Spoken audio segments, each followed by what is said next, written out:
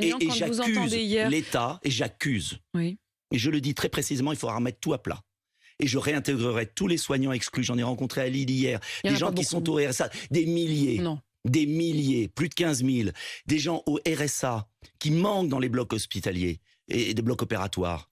Vous savez, à Paris, je voyais un grand professeur de médecine, son bloc opératoire d'un grand hôpital parisien fonctionne à mi-temps. Vous pouvez nous dire plus précisément, parce qu'à chaque fois vous dites j'ai vu un médecin, un grand hôpital, alors c'est où? C'est un grand hôpital, je vous le dirai en privé. Et j'ai mes sources. Pourquoi vous ne le dites pas là, pour que les Français puissent vous entendre? Parce qu'il veut la confidentialité, parce qu'il a été menacé suite à ce qu'il a dit. Bon, donc vous... Eh ben j'affirme. Vous dites, mais vous donnez pas vos sources. Je sais ce que je dis, comme vous, parfois les journalistes, pour protéger vos sources. Mais vous êtes politique, vous voulez pas la transparence, vous voulez pas dire les choses aux Français? Je protège parce qu'il y a eu la chasse aux sorcières. Et quand il a parlé à la télévision, après il a eu des représailles. Nicolas Dupont-Aignan, les malades du Covid... Tout ça, attendez, pour des conflits d'intérêts au sommet. Et j'ai ici, vous le savez, le rapport McKinsey. Quand vous pensez que la stratégie vaccinale de la France a été mise en place par des consultants à 2200 € par jour, McKinsey, qui conseille en même temps... Les cabinets de conseil. Oui, mais qui conseille... C'est pas seulement un problème de gaspillage, c'est un problème de conflit d'intérêts au sommet.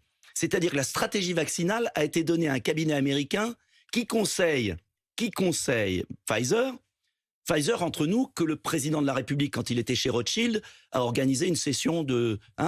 Donc, il y en a assez du conflit d'intérêts. Et je dis aux Français... Avant de devenir politique, a en effet travaillé à la banque Rothschild et a œuvré au rapprochement entre Pfizer et Nestlé. Et je veux dire une chose très grave. Mais vous dites que c'est un rapport, ça n'a pas... Mais je dis que je demande où est passé le parquet financier SOS avis de recherche.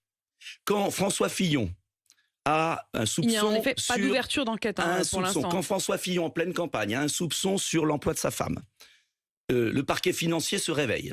Très bien, moi je suis pour la justice. Quand Emmanuel Macron est dans le conflit d'intérêts jusqu'au cou... Pour vous, il y a un conflit d'intérêts d'Emmanuel Macron au sommet. Précisément. Mais je demande au parquet financier d'ouvrir une enquête. Mais on est dans quelle démocratie? Cette affaire était étouffée.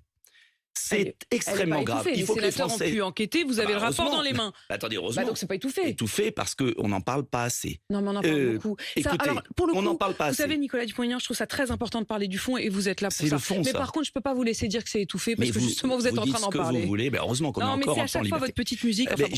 Je dis ce que je pense. Moi, ce que je vous dis, c'est que exactement. Si je vous donne leur confiance. Exactement, madame.